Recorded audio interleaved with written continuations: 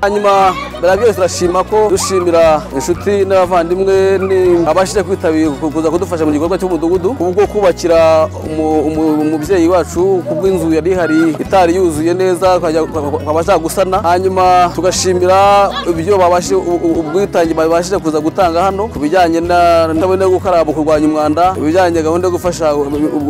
ikiganiro cy'ubufasha myumvire kugira ngo abantu baje kugira ikintu bagera aho babasha aho bava naho bajya hanyuma tugashimira n'abaturage babashije kwitabira no muganda hanyuma tugashimira n'imbaraga zanyu mwatanze n'ibikorwa mwakoze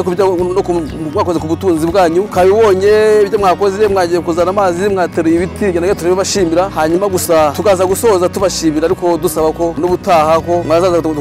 gufata ikindi gikorwa kindi runaka aho tuzatwerekeje aho tuzasanga hazaba hakenewe murakoze